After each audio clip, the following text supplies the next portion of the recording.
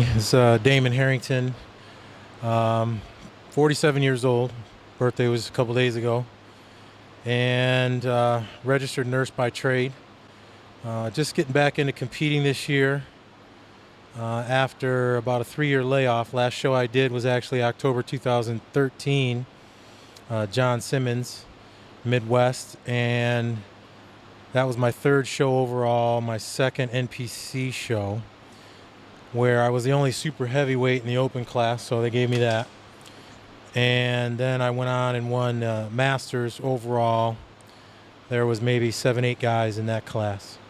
The show prior to that was the Flint show, and that was way back in 2008, where I was a light heavyweight. So 2008 light heavyweight to 2013 was a super heavyweight. Came in around 226. Right now, I'm getting ready for Central States. 3 weeks out as of today. 6'1", hopefully, because I'll be in Classic Physique, and everybody pretty much knows those guidelines by now. For every inch, there's a height and weight restriction.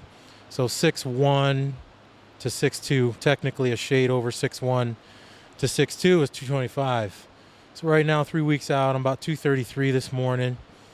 I usually drop 4 or 5 pounds of water anyway, so we're just trying to get down to the high 220s, 226, 228.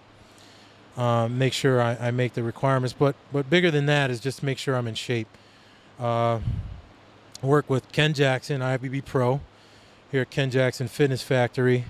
And the bottom line is just coming in condition. We don't care if I'm a little flat. Just come in shape and let my structure, at 6'1", being in the tall class of Classic Physique, take care of the rest. Today, Ken picked legs for the video. Weakest body part, but we've made some improvements. I've been with Ken since the end of February. We started actually full speed February 28th. I was out of shape. I was out of not going to compete again until Classic Physique came about. So I've come down from about 280 to 233 since then. So we went ahead and trained legs today. What we did always start out with about 5-6 minutes on the spin bike to get some blood pumping there.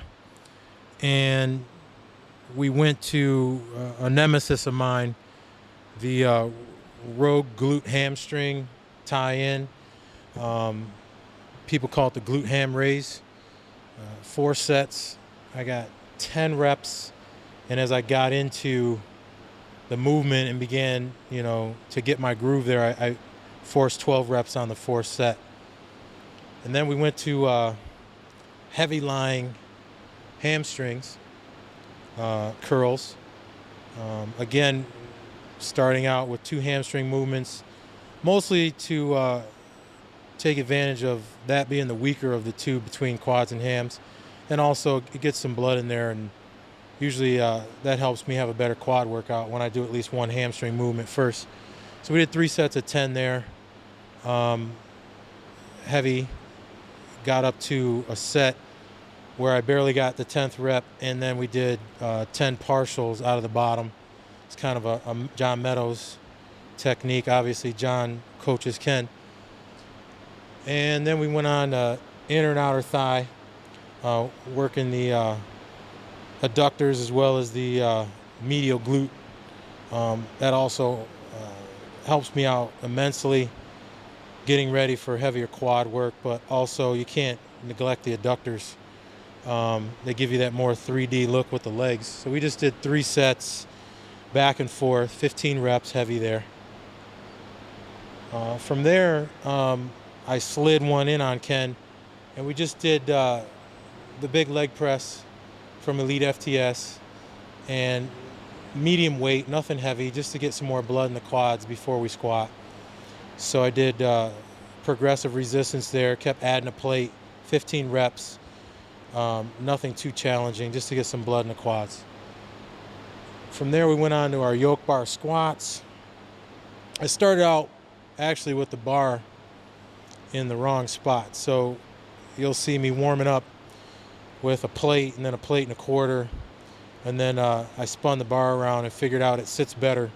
It doesn't look any different, but it does make a difference. So once we got that situated, we went to put 2 plates on each side. The yoke bar weighs more than a 45-pound Olympic bar. It's about 63, 65 pounds. So we supersetted that with the sissy squat. By the 3rd set, I added 20 pounds. Again, supersetting with the sissy squat. Supposed to do 3 sets, but I threw in an extra set, added 20 more pounds. It was heavy, but it wasn't crazy. But with 3 weeks out, just trying to keep some heavy resistance and keep the muscle full, keep the size, but you're not going to put on any more size at this point. And after that superset, we went on to heavy leg extensions, where we kept our rep range at 10, and we supersetted that with the front foot elevated lunges with a heavy kettlebell. And we went 3 sets there, 10 reps on the leg extension, 10 reps each leg on the elevated foot kettlebell lunge. And then on the last set of kettlebell lunges, you'll notice I dropped the kettlebell and we did some partials out of the bottom for 10 reps. So that was pretty much it for the workout. What's your diet been like going to this show, bud? Well, we started out, like I said, February. The diet has changed quite a bit. I think I was around 250 grams of carbs initially. We vary my protein sources all along the way. We've manipulated fats. For example, we've taken egg yolks out at this point. We're all egg whites. But we have added like some coconut oil, some olive oil to the lower fat protein meals of chicken and whitefish. So pretty much I get an egg white meal with spinach. Pre-workout is 2/3 right now, cup of oats. Probably going to come down to about a half a cup of oats with some whey protein and a tablespoon of peanut butter.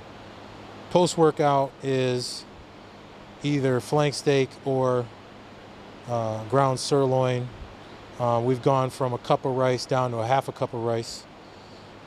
And the rest of the meals will be all protein and veggies with some added fats. For example, chicken, 6 ounces of chicken with green veggies. And, we'll throw in some tablespoon of coconut oil.